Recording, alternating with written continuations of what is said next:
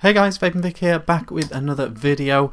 Just a quick reminder, please help us fight for our rights to vape. If you're in America, go to casar.org, and if you're in the UK, go to right2vape.co.uk or Vapers in Power. Please stand up for our rights to vape. Now is a great time to do that. Okay, so today what we are looking at is this.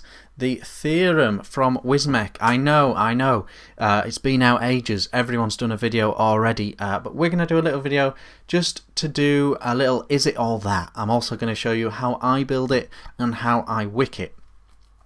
So the theorem, so what we're going to do is, because I know there's been loads of reviews already for this and things, and loads of people have already had their say. It's a little bit of a marmite tank for a lot of people, so I just wanted to show you all how I'm wicking it, how I'm building it, and what I think of it.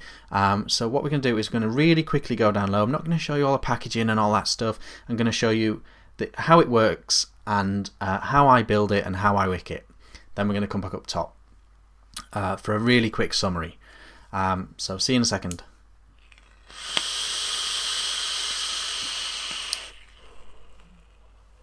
Okay guys, here we are with the theorem up close. Here is the top cap and here is the tank, but we'll just really quickly look at the build first. So this is the coil that I recommend, single coil setup, 22 gauge stainless steel, 7 wraps coming out at about 0.45. If you're on a regulated mod, that will give you loads of scope to adjust your wattage. I think it vapes best between 40 and 60 watts, but that's just my take. So nice thick coil there. Obviously this one's a bit gunked up, but you can see the general idea. You've taken it from the far left post there to the far right post there, and that is what you're doing with that. In terms of wicking, what I do is I cut basically the wick to the length of the tank. And what I'm very careful not to do is in any way scrunch up the cotton. I want the cotton to stay completely fanned out and fluffy, so that it's all spread out and like that. And you just want it in this groove here, like this, like that, into the bottom of the deck, like that, just so it's all the way to the bottom, so even when there's not much left, it's still wicking its way up. Keep it in that groove there, and lovely fan spread out. You don't want it to be like one little thin line of cotton. You want it to be nice and wide so it can really capture and work its way up well.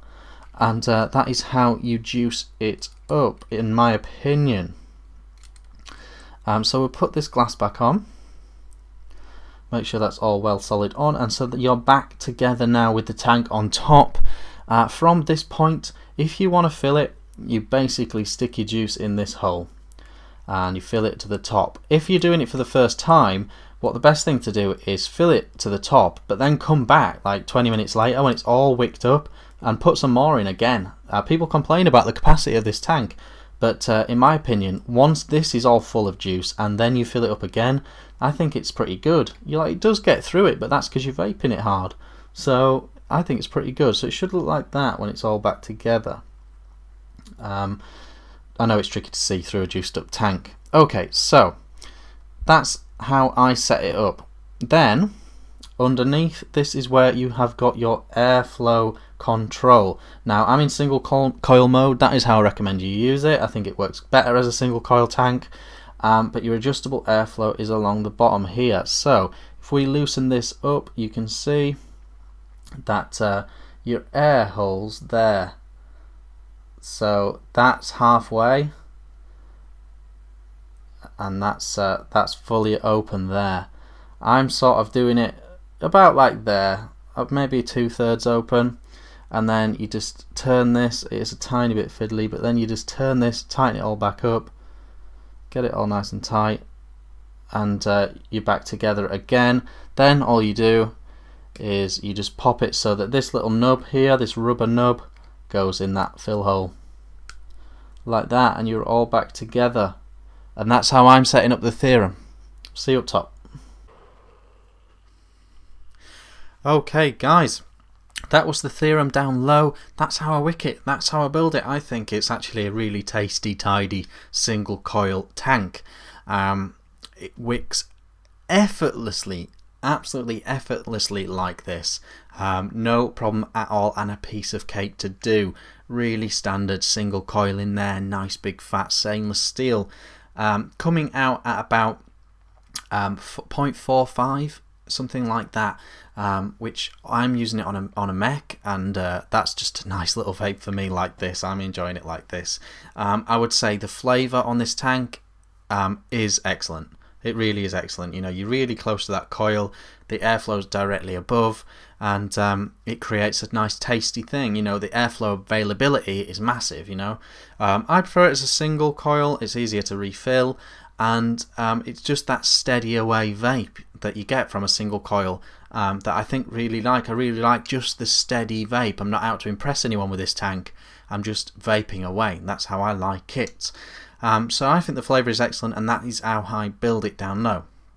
Okay, it's got its flaws. Everybody knows that this tank has got its flaws. It can be really fiddly to refill. What you need is a unicorn bottle or a syringe with a really long needle on it so that it can reach into the hole and pour down. If you're using like a little snubby thing or a dripper bottle or whatever, real pain to refill. Everyone is aware of that. Another really big issue is getting off this glass tank. It's got two O-rings at the bottom holding this entire glass section on, and it's really hard getting that tank off, to the point that you're worried that you're going to break it, which is really tricky. As you know, that's a real worry. You know, for me it could have just been a screw on, like the majority of things, you know. That seems sensible. I know that you might have had to lose a bit of the glass for that, but I think it would have been a fair compromise. When it's in dual coil mode, it's even harder to refill, you know, so that's an issue. Other things, the airflow is a touch janky. You don't really visibly know where you're at with the airflow on the top, so you sort of have to adjust it based on, you know, you adjust it down low when you've got it open based on, you know, how it really should be, and it's kind of fiddly. You're sort of back and forthing with the airflow, so that's another aspect. But all that to one side, I think it's really easy to build. It wicks brilliantly, and the flavour is excellent.